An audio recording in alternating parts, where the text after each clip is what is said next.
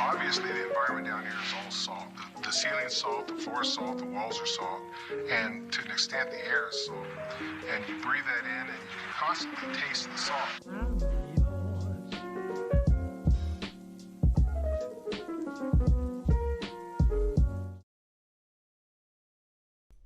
And we are live on the internet. Perfect. All right. Hello, everyone. You should be able to hear yourself. Green bar is going up. Green bar go up. Green bar go up. Hold on. Green bar does go up. Yes, I can hear myself. That is a good sign. All right, hey, excellent.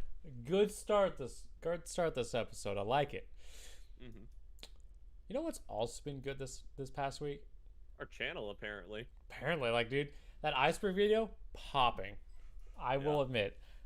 I was kind of skeptical at first. I was like, this is going to be a longer video. I'm not sure how it'll work.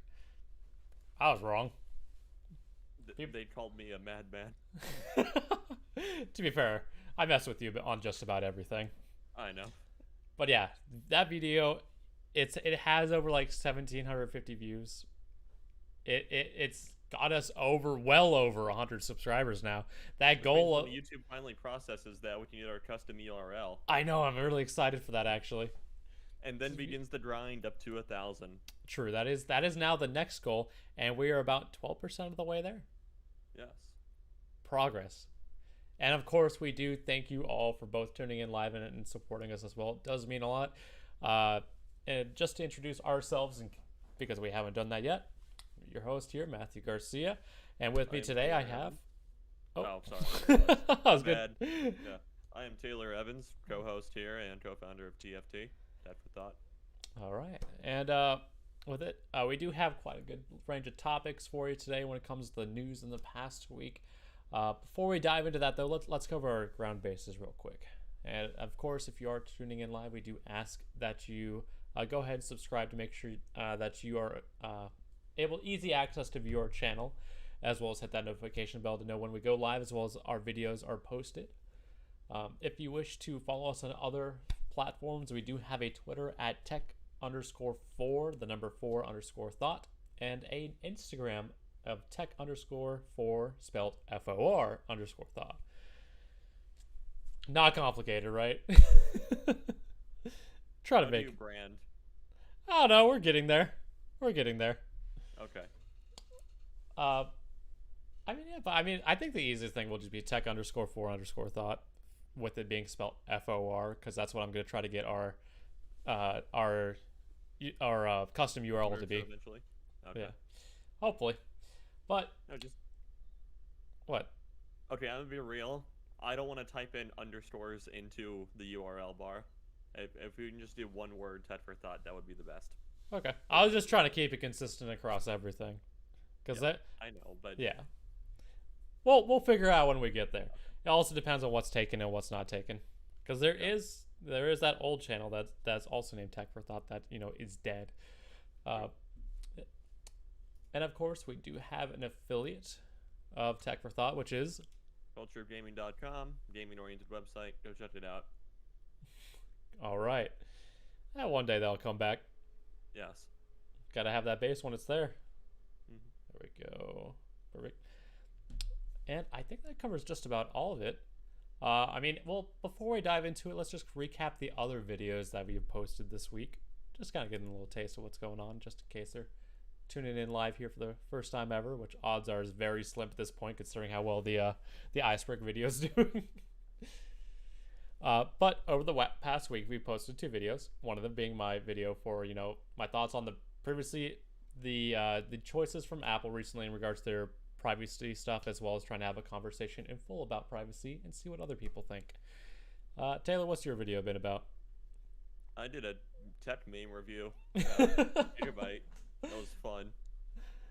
That video, I think that video turned out really well. Yeah. Also, quite a contrast of my more serious conversational one, and you're just like, freaking memes. Yeah, seriously. I've not watched your video yet, but I feel like you're wrong. About what? About the Apple thing, or how you're framing it. I don't know. I mean, I framed it pretty much how we talked about it on the podcast. Did you? Okay. Yeah. Okay. Yeah. I feel like the title should be different then, but I'll watch it. I mean, the title is more to get people to click it. Look, we need the clickbait. We're a small channel. That's not even borderline clickbait. That's just... Whatever. Okay. Point still stands. It's fine. I was trying to have a conversation with people of, you know, what their thoughts are about privacy and how much they'd be willing to, you know, hand over and things like that. And I just use Apple as kind of the and what they're doing recently as just kind of a jumping off point for that As the type of punching stuff. bag? Yeah, pretty much. Okay. I mean, Apple does it to themselves. Yeah. But with it, let's actually dive into our news topics here. For the first one, as our headline here with this episode, prices are going up for chips, and it's not looking good. If the shortage wasn't bad enough, now they're just getting more expensive. Everyone, there's no way this couldn't get worse, narrator, but it got worse. I know it's really bad right now, but trust me, it's going to get way worse. Yeah, okay.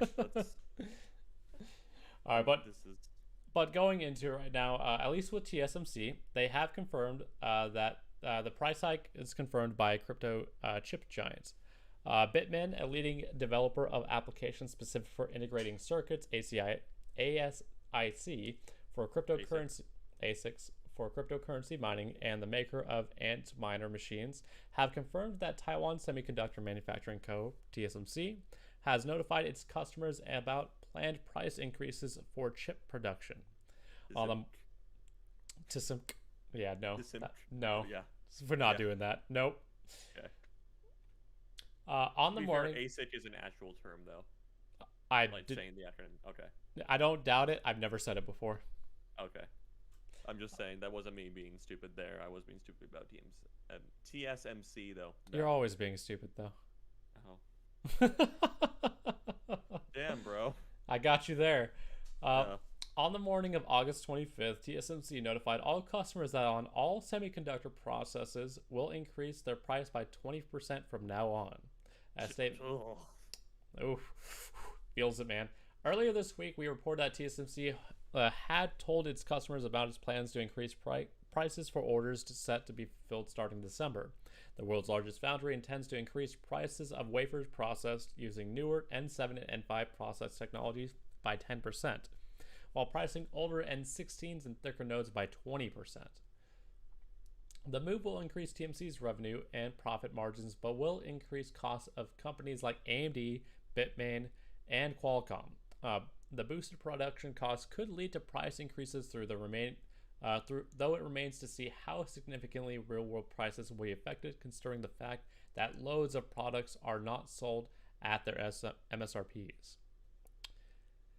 I mean, that's true. In the current market for GPUs and CPUs, rarely will you see a card being sold at MSRP. Yeah, we've talked about that a lot, especially in the context of the 6600 XT. Yeah. Or whatever, when we were talking about that card, both on the podcast. I think it came up in a video or so. No. Not yet, but I am mentioning it in the current video that I'm writing. Gotcha. But anyway, another point I was going to make was, I mean, the obvious answer is just that the MSRP will increase by the same percentage as... Yeah. That's 100% expected. Yeah. Which, again, it's... Okay, so we talked about how it's like companies have artificially bumped up the floor and everything, but it's like the floor will be at an even higher starting point now. Which means, therefore, the ceiling that they'll go get raised as well. And yeah, it's not going to be... The prices are going to increase, and quite frankly, I don't understand why Tom's Hardware was putting that in there, saying it's like, well, we never know if it will increase. But no, the consumers will definitely... Inflation has been a thing, come on. Yeah, it's like, yeah, consumers will definitely see this. I'm honestly surprised that games are still $60. Oh, we got some next-gen ones pushing 70. It's true, but those aren't consoles. Yeah. And they're... I know. Yeah, those are... Yeah. That's something the console peasants have to deal with now. Yeah, exactly. But yeah, no, you do have a point also. MSRPs have not really scaled with the hardware, to be quite honest. No. So, yeah, it's been... I mean, that has been prevalent since the NVIDIA's 30 series when it initially released with the 80 and 90. Mm-hmm. Yeah, those things were priced to hell and back. Yeah. But just continuing the article for the moment. Normally, contract chip makers never comment on their prices or on their pricing and keep all related information strictly confidential. Yet nobody can stop foundry customers from commenting on chip prices, which is exactly what Bitmain has done. For Bitmain, chip prices may not be the most important issue. The company sells an Antminer cryptocurrency mining machine at a significant premium and usually sells everything it makes almost immediately. The company needs more ASICs from TSMC, so they're eager to pay extra and ask for additional capacity if TSMC can provide it, of course, to get more chips and build more Antminers. Now, Bitmain might increase the prices of its machines, citing TSMC's price hikes. The company says it will open sales in September for the next batch of Antminers that will be delivered in Q2 or 3 of 2022. The Bitmain supply team will strive to steadily increase the production capacity of Antminers while adhering to the manufacturing quality. The statement reads, the next batch of Ant-mining machines is under preparation. It's expected to open Q2 to Q3, both batch sales in 2022 in September of this year. So stay tuned. So basically, you're pre-ordering a miner out by a year. I'll admit, I don't know if I have enough faith in the crypto market to be able to do that. Yeah, we have no idea what the next year will bring in terms of regulations and whatnot, especially considering how rocky this year has been. And the main reason why it's been rocky is because of China. Right. Yeah. And China will, knowing China being China, China will only crack down even harder. Because they know no such thing as moderation. So that's very true. With it, I'm not surprised that prices are increasing. It sucks that it's by a large percentage, but it's still understandable why it's going on. Yeah, kind of a long time coming. Especially with the demand to increase, foundries and facilities across the world capable of making stuff. They need the money to do so. So, byproduct of the current market, can't really knock it on that part. Yeah. Although I do at least hope that, I think, was it 2023 is when we'll start seeing stuff lighting up according to like Jensen and all that. I don't think anybody actually knows. I don't doubt it. I will be hopeful. That's all I can be right now. Yeah, I think. Although I do think you have a good point. I think next year will definitely be a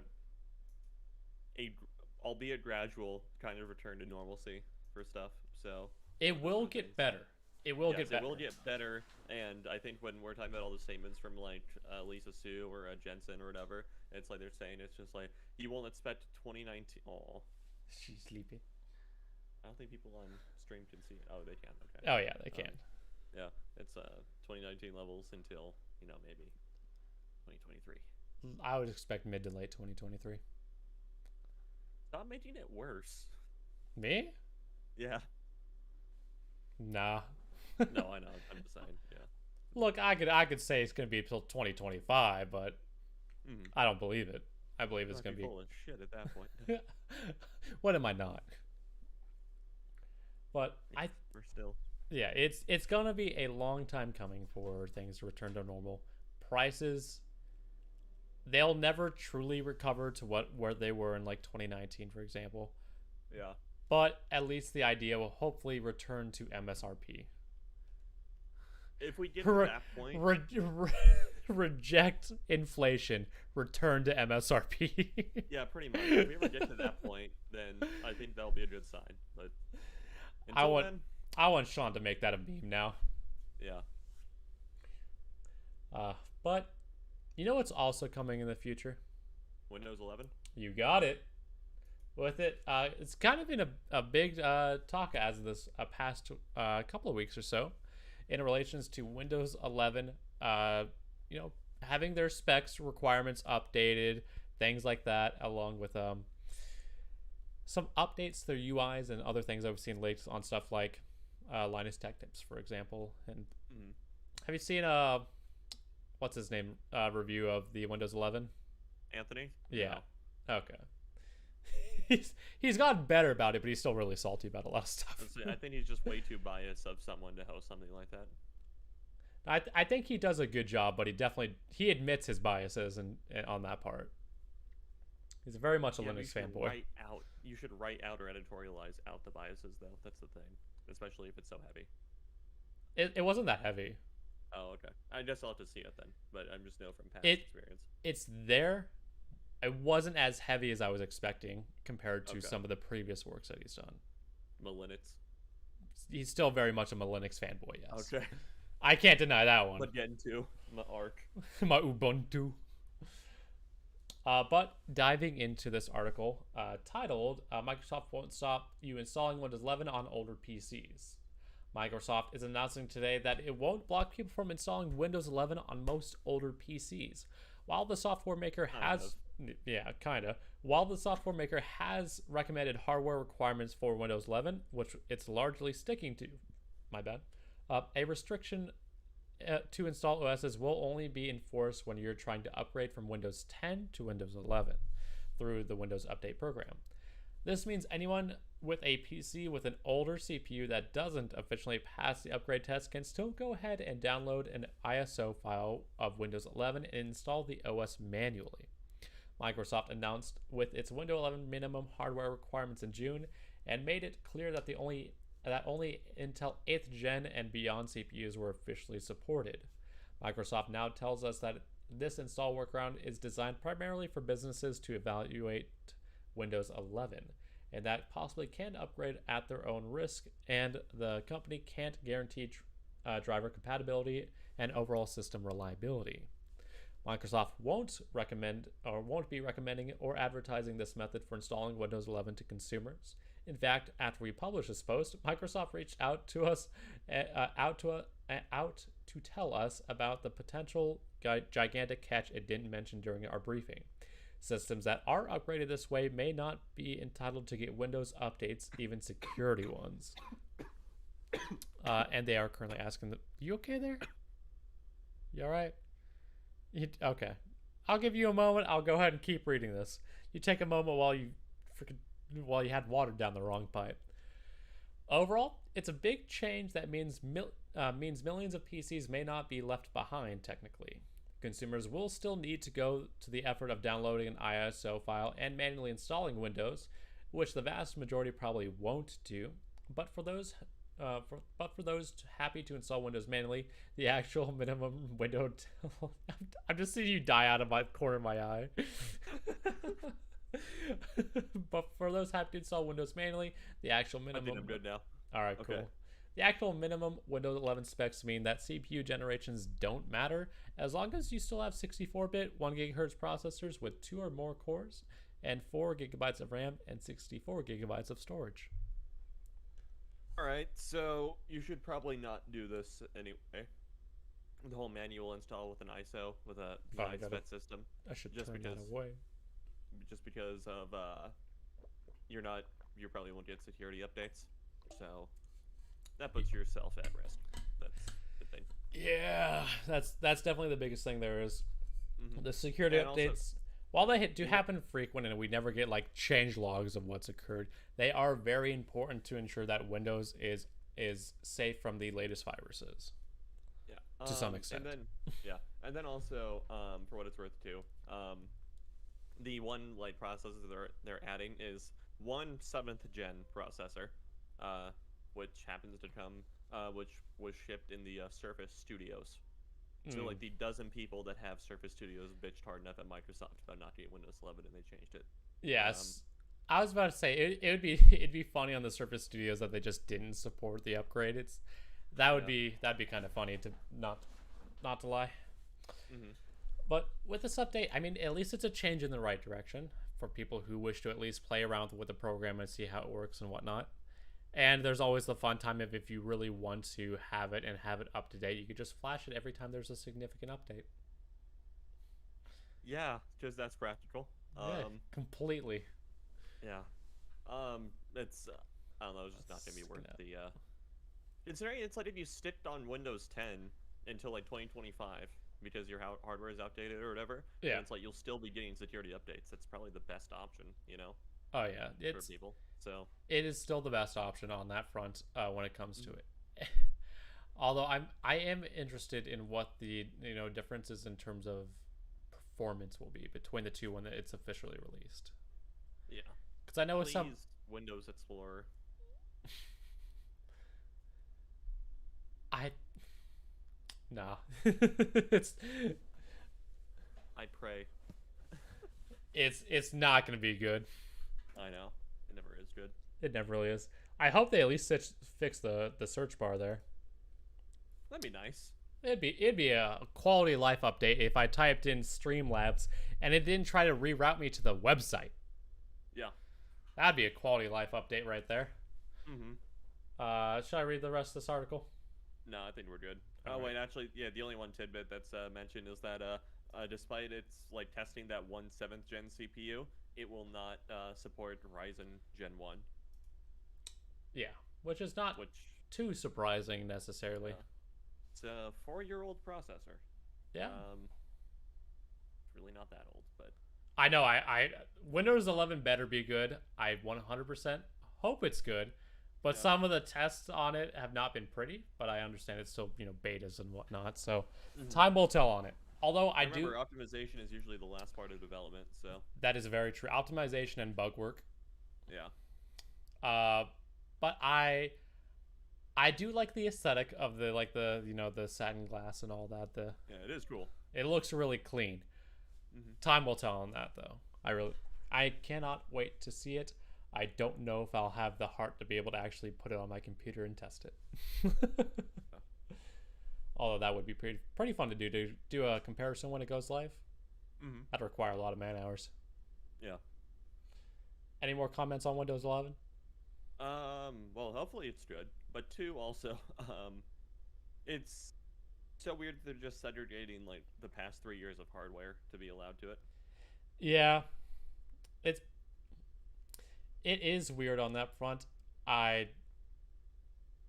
They've at least made it an option if you wanted it, but 98% of people won't, do it. Yeah, and that option to me just honestly just isn't viable. All your data gets wiped. You don't get updates, and it's not a good time. It's just not going to be a good time, honestly. No, you just have you have a single SSD that you keep it on like you should typically do, and you just update it. You just flash it every time there's an update. Easy, bro. It's only going to be like an hour-long process every time.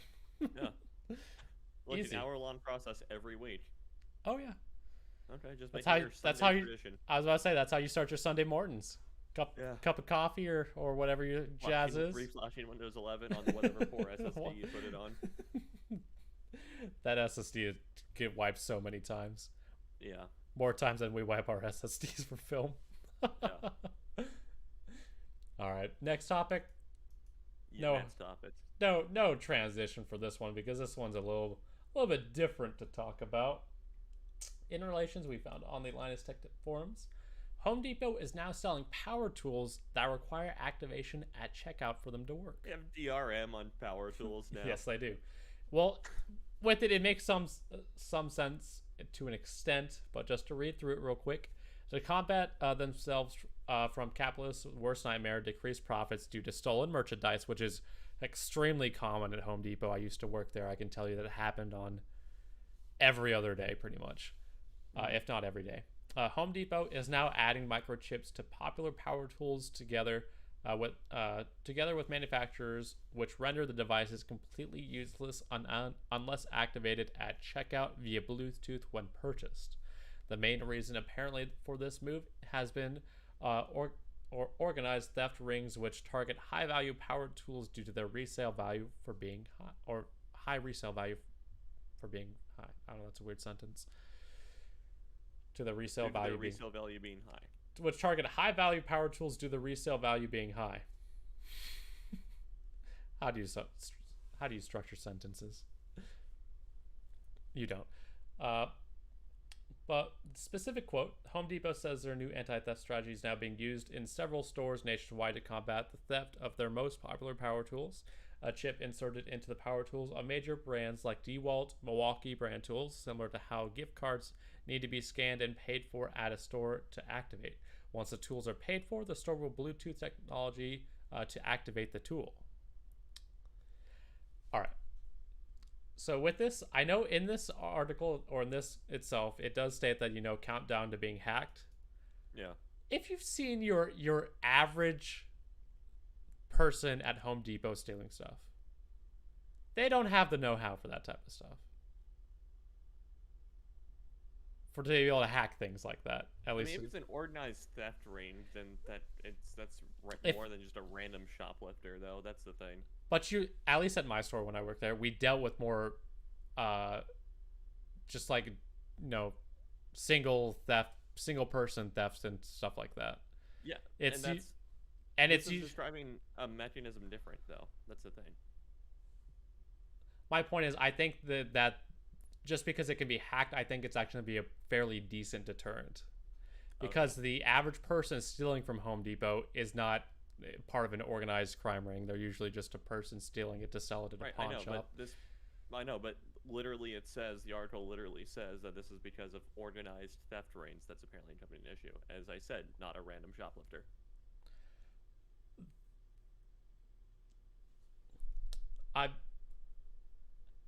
Why are we arguing about this? Because you're ignoring a point? I don't know. I understand why it's being put into effect or the reason behind it. Okay. I'm just saying it'll be great for the average person who does theft because they're usually not part of a ring. Oh, okay, gotcha. I misunderstood your point. Okay, gotcha. Okay. I wasn't ignoring it. I was just saying that's usually not the people stealing stuff. Okay, got it. Yeah, okay. No, I agree with that. I've seen people roll up in fucking blacked out like Tahoes and Escalades, just throwing tools in there and going off. And these Escalades are like new. Oh, okay. So I've seen that stuff. They can probably afford it because they're reselling the high value power tools for a high value.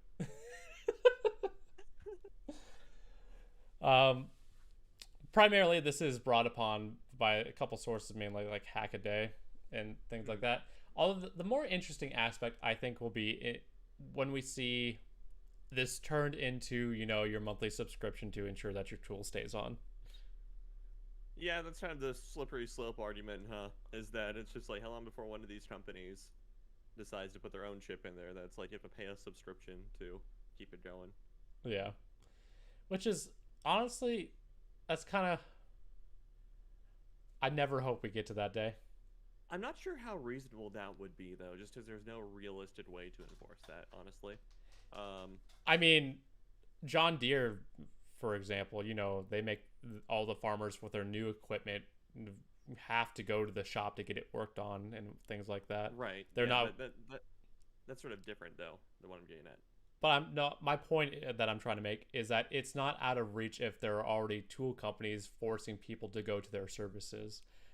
I don't find it unreasonable that it would be enforced in a way, not necessarily anytime soon, but easily down the line if something like this becomes a commonplace.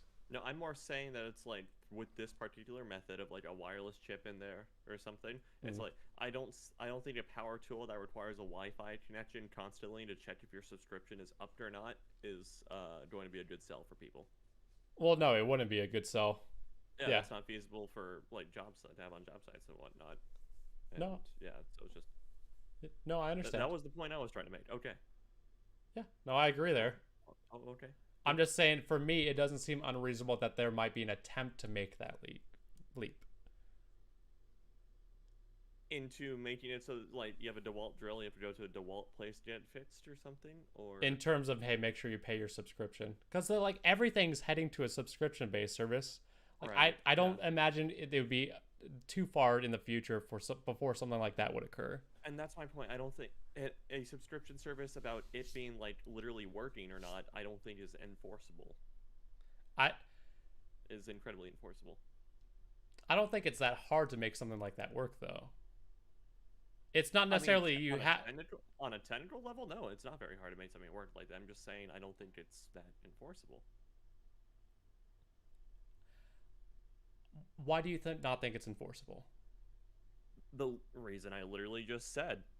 What if it was a Bluetooth chip with a clock on it that the only way to reset the clock was hooking up your phone, pressing pay? Yeah, I still don't think that's a good sell for people. That's the thing. It's not a good sell. Yeah, okay. That was my point. I'm saying it's like that's not. Yeah, it's like it's not enforceable because the mechanisms they would need to enforce it wouldn't be a good sell for people. I understand it's not a good sell. I'm just saying I don't see it as a far-reached idea that it would happen one day, because there's already stuff like that happening right now. I don't see it as a far-reached idea either. I'm saying that it's like it could happen, but I'm saying it probably won't because it's not a good sell for people. I don't... We're on the same page, dude. I don't know, like, what you... You're arguing with me, though. We can't be on the same page. Taylor, I've stated that I am agreeing with you. Oh, okay. Again. Okay. To me, that I can see it happening one day because I see it already happening. That's what I'm trying to say. You're conflating John Deere requiring people to get stuff worked on as well. No, I'm saying operations of the device, though. No, I'm saying there are job sites that require you to rent tools as is. There are certain job sites that will not allow you to bring your own tools. Yeah. I don't see it being as a far-fetched idea because companies already lease tools as is for something like this to occur.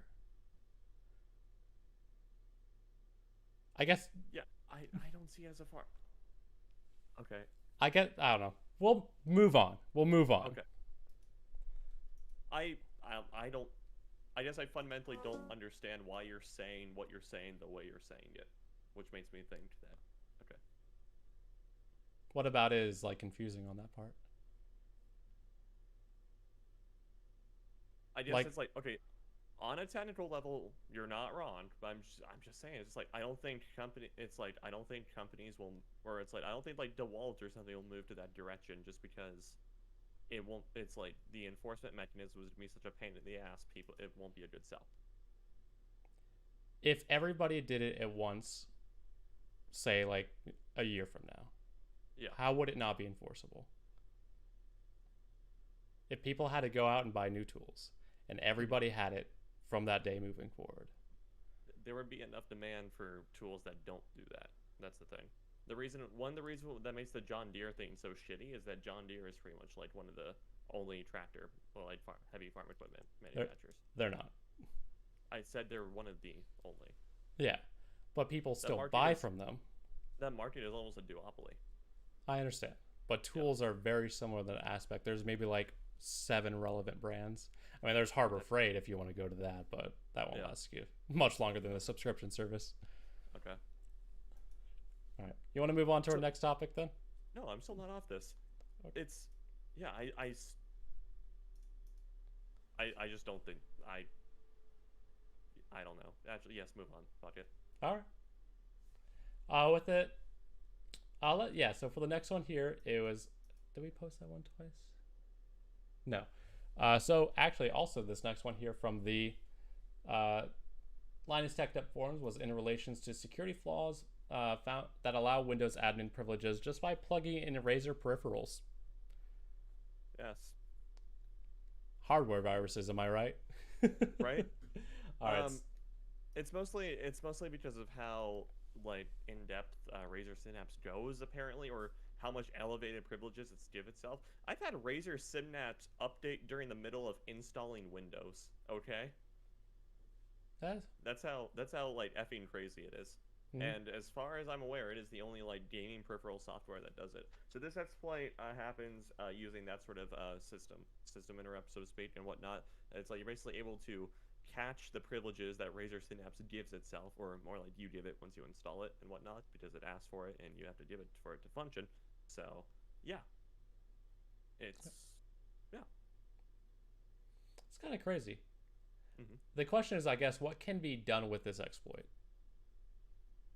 Let's see. So with it, while you research now, full admin, remote full admin assets, which is neat. Yeah. Okay. That is a very massive, massive compromise then. Yeah. Having remote access to computer or being able to install if you have a remote access, you could pretty much do anything you want, from keylogger to screen capture to webcam access. Yeah, you could do everything. Delete System 32, my favorite. Pikachu. Yes, using Pikachu. That is crazy. And how long do you think it'll be before they turn around a fix for this? I don't think they will, honestly. No? No, I don't think they will, because I don't think it's this is more of like a hypothetical, honestly. More like a hypothetical, if anything, so I don't think the threat is enough to do it. I don't know. Fascinating. With it, specifically, just to quote this real quick, when plugging in Razer device into Windows or 10 or 11, the operating system will automatically download all and begin installing Razer Synapse software on the computer. Razer Synapse is software that allows users to configure their hardware devices, set up macros or map buttons. Razer claims that their Razer Synapse software is used by over 100 million users worldwide. That's a pretty crazy number. Security researchers discovered a zero-day vulnerability in the plug-and-play Razer Synapse installation that allows users to gain system privileges on a Windows device quickly. System privileges are the highest user rights available in Windows and allows someone to perform any command on the operating system. Any command. Yes. Damn. Yeah. That is crazy. There we go. Switch back. Actually, you know what the easiest fix for this is? You just make it so that like Synapse doesn't auto-install once you plug it in a Razer. Have to ask for your permission? No, just cut that whole functionality out. Make it like every other peripheral, and you have to manually go to the site to download it. Nah. That would definitely be the easiest like overnight fix that they could do for this. That would be. Yeah. Yeah. But are they going to do that? No. No. No. Razer be Razer.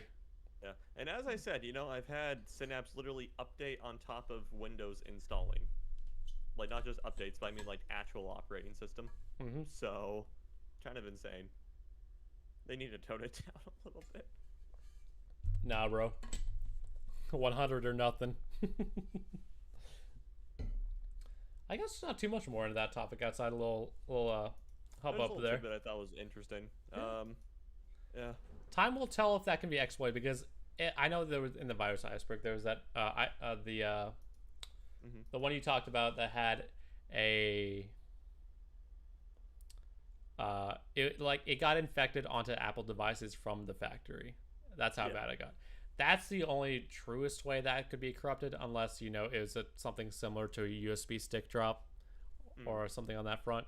But I don't imagine making too much of an issue outside of those scenarios. Right. And there's a lot of hurdles that need to be passed for something like that to be an issue.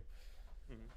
Yeah, someone could, as we were talking about, infect, factory systems or not, making Razer devices, and then using that same, delivery mechanism that Synapse uses to download itself, implant malware. So. With it, it also gives more credence to the idea that, with some esports professionals, i.e. like Flusha, for example, with the accusations, that stuff can be installed off of like a peripheral on that part.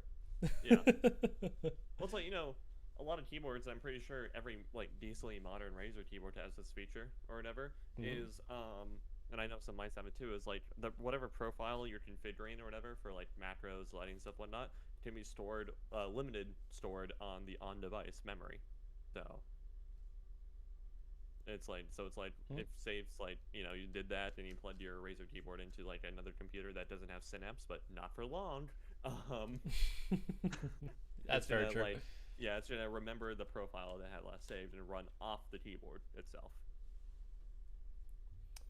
Yeah, I think. At what point did we need keyboards to be any smarter than just key input? Honestly. RGB. Yeah, true. That's approximately when. I know. It's the thing is the RGB controller and whatnot. But yeah, I don't know. My point still stands. It's just we've gone too far. Science has gone too far. We haven't gone far enough. Okay. You know how I also made the point, I think, to the Temming review, just we're gonna need AI assistance on motherboards pretty soon. Hey, brother. and get might get something similar on keyboards. I don't know. That'd be interesting. Yeah. I don't know. I would rather want phone AIs to be smarter first. I need a Jarvis. All right. You know who else has gone too far? OnlyFans. Yes. But with it, transition the scene here. With OnlyFans, they are reversing their decision to ban sexual content. Reading the article itself from time.com. OnlyFans, the subscriber-based social media platform, sparked outrage last week when it announced it would ban sexually explicit content on October 1st. In the platform, where sex workers, influencers, and celebrities charge subscribers for access to photos and videos, attribute to the decision to pressure from banks and payment processors. Yet, within a matter of days, the company backtracked, and the October policy change has been suspended, tweeted the company, following an assurance from banks that adult content would not be penalized. And with it, found in 2016, OnlyFans has attracted 130 million registered users and over 2 million creators. OnlyFans' popularity took off during the pandemic as the site's user base rose from less than 20 million, and then transactions increased sevenfold to $2.36 billion. The platform lets content creators sell photos, videos, and messages directly to users, anything from personalized songs to fitness workouts. High-profile names such as Bella Thorne and Cardi B have recognized the site's potential to market and sell exclusive content to fans. While the service was not originally designed for adult content, the user-friendly interface and subscriber model had made it an attractive destination for sex workers. Creators keep 80% of the revenue, while OnlyFans takes 20% cut. The company has recently tried to distance itself from its porn-friendly reputation, and on August 17th announced the launch of OnlyFans TV, a streaming platform and app which excludes sexually explicit content. OFTV can be distributed across operating systems which do not permit porn, such as iOS and Android. Nonetheless, OnlyFans' announcement on August 19th that it would ban sexually explicit content on its main platform came as a shock to sex workers who depend on the service for income. Despite the company's U-turn, 6 days later, some creators vowed never to return.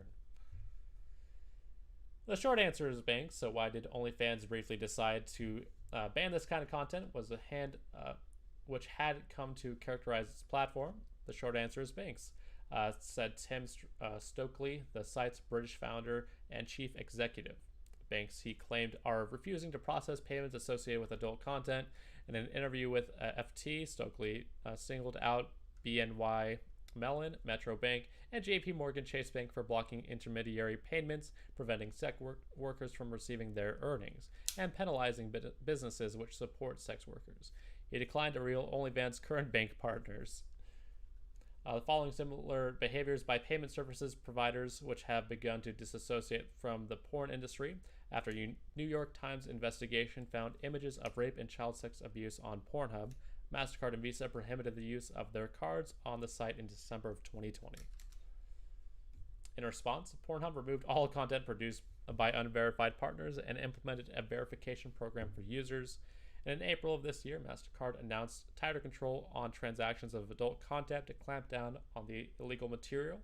The requirements include that platform verify ages and identities of their users. That's basically the bulk of it. You don't really need to read the rest of it there. But hey, they're turning it around.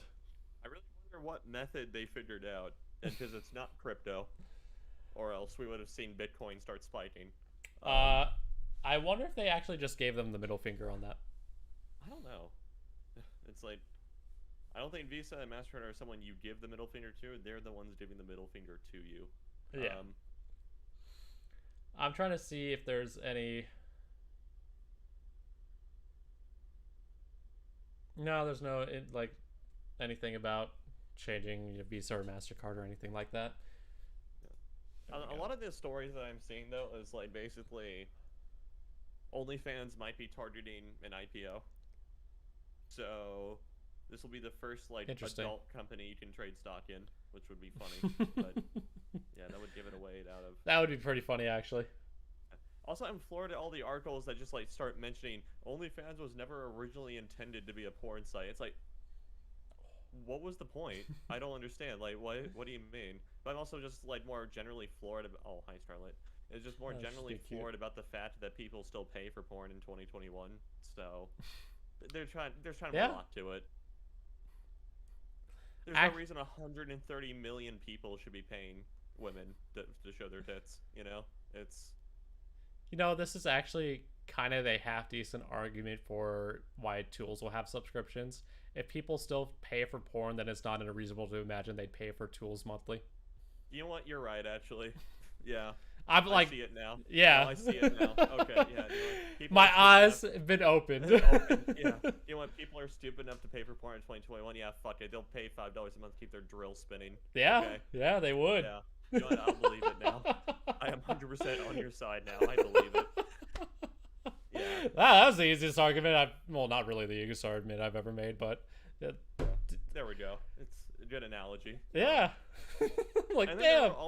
There will always be people around it too. Imagine needing porn. As the forum post about like the drills and whatnot, there'll be ways to just wave like a scanner over the chip and then disable it. You know? Honestly, my biggest concern for the tools, kind of going back to that. Yeah. You know, OnlyFans need tools. Construction people need tools. You know, it's kind of the same, right? It's kind of the same.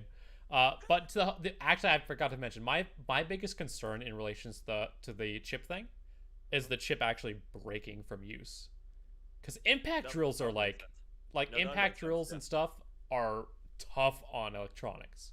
Yeah, that's why I'm saying it's just like Home Depot's DRM is probably structured as like a one-time thing that deactivates, and then past that point, it doesn't matter if the chip breaks or not. Yeah, there's probably a different power line for stuff like that. I don't know. That's how I would design it, at least. Yeah. But, you know. But it do be like that sometimes. Yeah.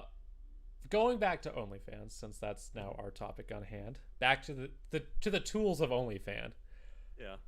I mean, good for them. I mean, you do what you do. That I don't really care too much what you do, as long as you don't, try to harm other people or stuff like that. It's like we're not arguing against Seth's work or anything, because you gotta respect the hustle. We're just saying that it's stupid that like Seth's work in this form is still a thing, actually, because I'm not. Well, okay, to you it's actually pretty unbelievable, because it's crazy to think people still pay for stuff like this in 2021. Yeah, I know.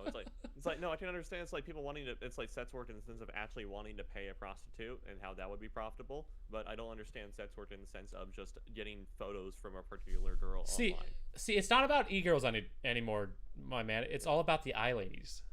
Oh, okay. Yeah, you know eye-ladies? Yeah. Okay. Do you? Judging how much you're questioning me, I don't know.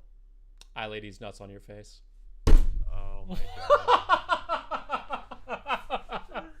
Got it live! Damn it. Okay.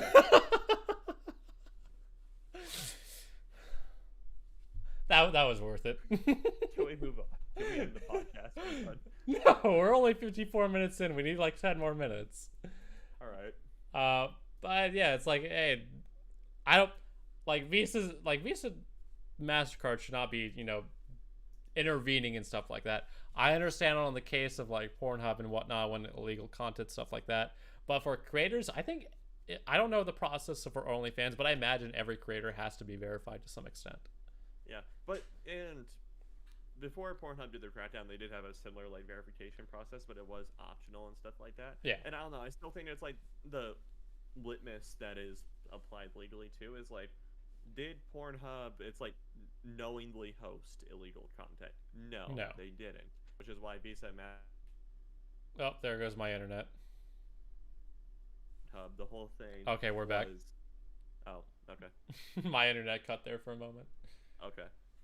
So yeah, what I was saying is just like Pornhub didn't knowingly host illegal content and everything, but the reason, but it's like an abundance of it came on their site, just out of sheer volume. Just sort of and which is why when the whole Visa MasterCard thing happened, Pornhub started undergoing this massive moderation campaign too. Yeah. To crack down on it, and with it, to be fair, there was also various memes and whatnot, and actually like content irrelevant to actual porn itself. I mean, a lot of Minecraft Let's Plays on Minecraft Pornhub. Let's Plays. A lot of gun YouTubers backed up their stuff to Pornhub. That makes sense. Like, there's nothing on Pornhub that explicitly says video has to be sexually explicit in nature. So, outside the name, but yeah, but there's nothing in like their terms of use or anything that says it has to be explicit. It explicitly just says it has to not be illegal, and so yeah. Also, while we're still talking about it, there used to be this really good like industrial economics lecture. Oh yeah. They had like 300 lessons on there or something. Yeah, it's kind of crazy. Yeah, it's like why? Anyway. So yeah. This water bottle is amazing, I'll admit. LTTstore.com. They're selling new lids now. Not sponsored. I know, and I'm kind of tempted to get one. They're like $10 or something like that, if I remember right. Same, yeah. Because this is a pain in the ass to use in the middle of the night. I always spill water on myself. Yeah. Every time. You never mind not saying that live. Bro, I already laid these nuts on your face. Just say it. Do you feel like a slut when it's like water dribbles down your chin and neck and whatnot? I am a slut for H2O. There you go. Take the soundbite. There you go. All right, thank you. But you know what? Cool. What? I think we've said enough on this topic, right? And I don't think there's a good transition to the next one. So not from OnlyFans to cryptocurrency. The only thing that can be possibly smooth in this transition to the cryptocurrency is a e-girl's ass cheeks. On to the next topic. Crypto mining companies win a court case in China over a dispute for 485,000 graphics cards. With it, summary, one of the world's largest cryptocurrency miner companies, Genesis Mining, has recently won a court case in China started in 2019 for the return of 485,681 AMD RX 470 8GB graphic cards and 60,580 Antminer S9s from their hosting partner after the payment dispute. The court case was brought up. How much money is that? How much? Can you look up for me how much an RX 470 is right now? Go for it while I'm reading this right now. With it, the court case brought about in 2019 after that part.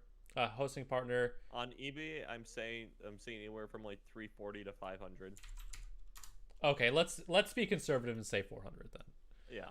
Okay, let's go 400 times 680, or my bad, I did that wrong. 600. I keep doing that. 485,681. 194 bit more than 194 million. Including the 60,000 Antminer S9s, I assume well over $200 million. Let's see.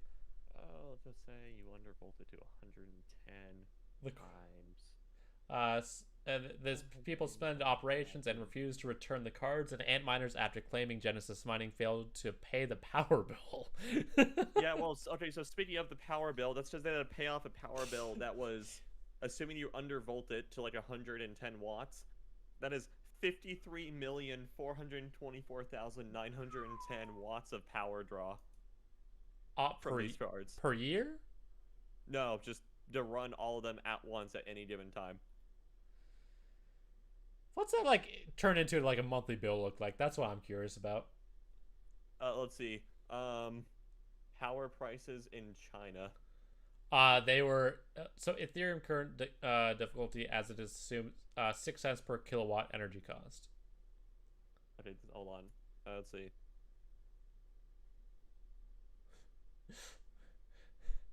This is just like kind of crazy. Just read some of the quotes. The Supreme People's Court of China has sided with Genesis Mining over its claim that nearly 500,000 graphics cards used to mine cryptocurrencies that have been at the center of a legal dispute since 2018. The ruling made 6 cents per kilowatt. yeah, kilowatt hour. So yeah, some difference there. The ruling made on June 23rd and disclosed on July 29th shed light on the details of a dispute that involved significant amount of hashing power by one of the world's largest crypto mining operations, but went largely unnoticed over the years. Based on the court's judgment, the GPUs that are ordered to be returned to Genesis Mining, consisting of the stuff we've talked about, are made by Microstar International. The devices involved in this case are still in an operating capacity, are in good condition to be returned, the court added. Jesus. It's like the amount of... Yeah, it's like 53,425 kilowatts. Oh, hold on. That's crazy. Let's see, we got watts to, let's just say, so you have 53,424,910 watts converted, or over the kind of 24 hours, you get 1,282,198 kilowatt hours. Jesus Christ. Let's see, hold on. Fascinating with this operation, it was devoted to Ethereum mining. They could generate nearly 1 million in gross profits every day based off Ethereum's current difficulty at an assumed 6 cents per kilowatt energy cost. That is, let's see. Holy cow. 76,931.88. Like times point. I cannot even imagine the size of 500,000 graphics cards of mining operation. That is true. Yeah.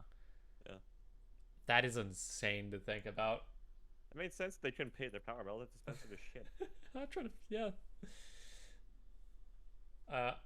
A not so fun, kind of also useless fact: a used miner S9 on eBay is about each one of those is about $600 per unit, which is roughly about $40 million. So that's closer to like 230 million in terms of overall. Yeah. The scale is insane, and it's like that is mind-boggling. This is all over China too, so now you kind of understand, like the true sense of scale that this is at, or this has a better idea of like the true sense of scale and why China is cracking down on it, at the very least, to try and save power. Oh yeah. Jesus. Yeah, it is not very pretty what's going on there right now. No. I can only imagine the amount of heat that building gives off. I know. It must be really comfy during the winter. Right, though.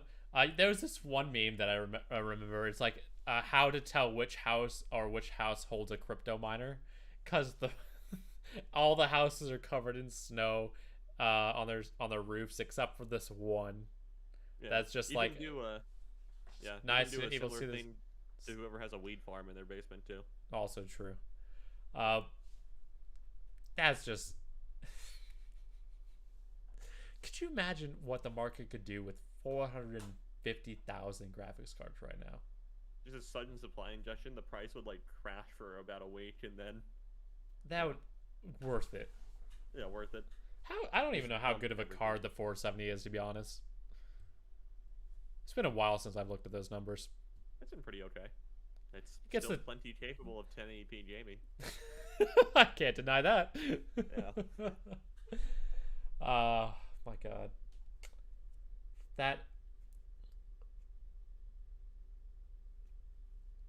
Kind of a question, I guess, irrelevant to the cards themselves, but what do you think, not financial advisors or anything like that, what do you think the crypto market is going to be like in roughly a year from now? They'll probably go back up again. I don't know. Okay. All things considered, just as I don't know, we see, unless some governments start actually that might actually have the opposite effect, because that will just encourage more people to go underground with it or something, So, yeah. But also I think although it's easier to track it at that point because you just check who has the biggest power bill. Right, exactly. Yeah. You need to knock on your door from like the EPA or whatever and be like, "Why is your power bill so high?" And it's like, SRP. Open up. We're here to energize your dog. Bring some paddles. Yeah. No, I think it's like crypto moves through these like cycles and whatnot that usually happen. On they used to happen in 4-year intervals. Now we were seeing 2-year intervals. So I'd say things are going to continue dipping a little bit this year, and then they'll start recovering next year. And they'll probably have a even higher ceiling than what they hit over this past year. So I was about to say they like at least in the terms of ceiling always Bitcoin. raises. Yeah, the ceiling always raises. In terms of Bitcoin, that's like one of the only truest forms of cryptocurrency, really. Yeah. The only one that won't have more made and that is completely public with its hashes. Yeah.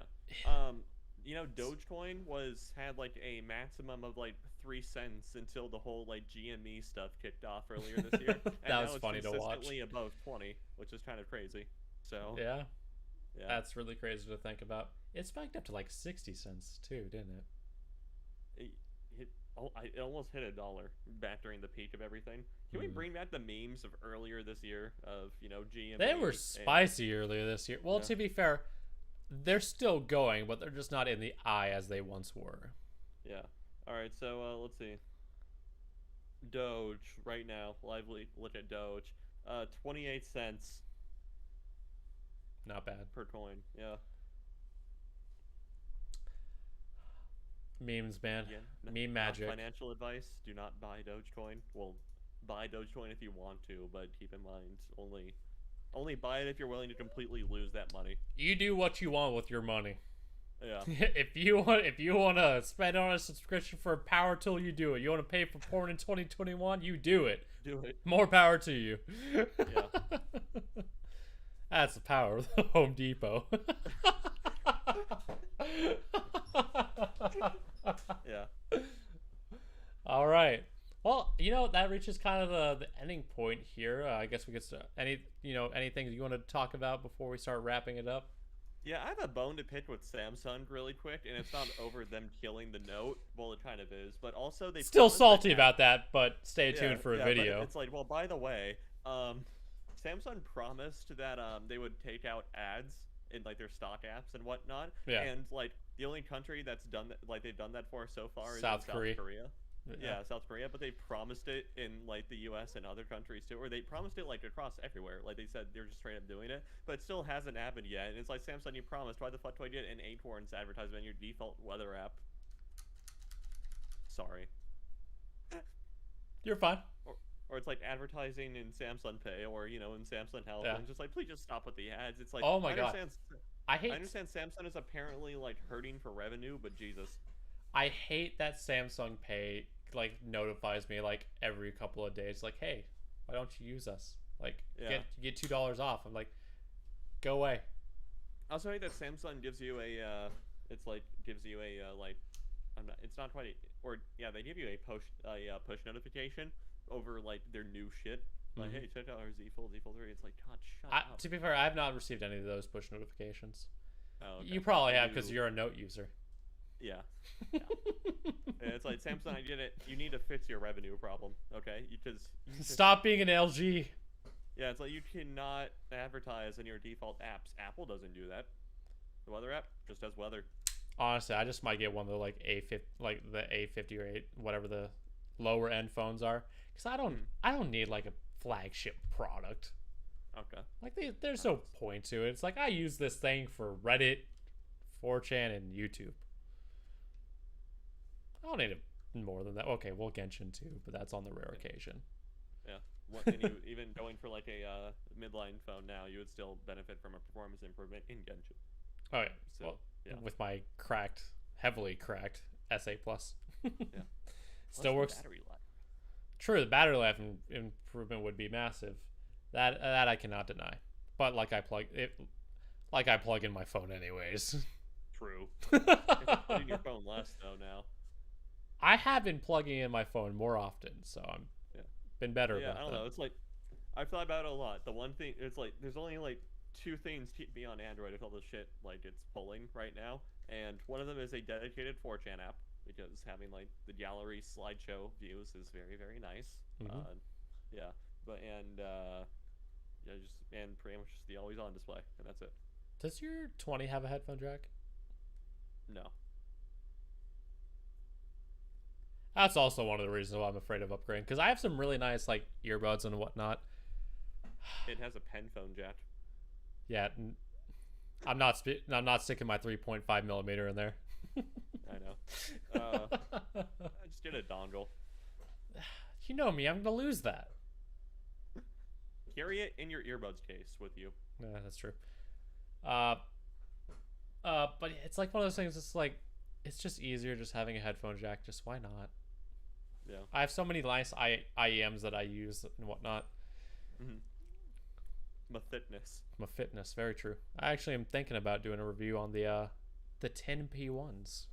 Okay. Because I honestly think they're one of the best bang for your buck IEMs, even for still being like 160 or $70.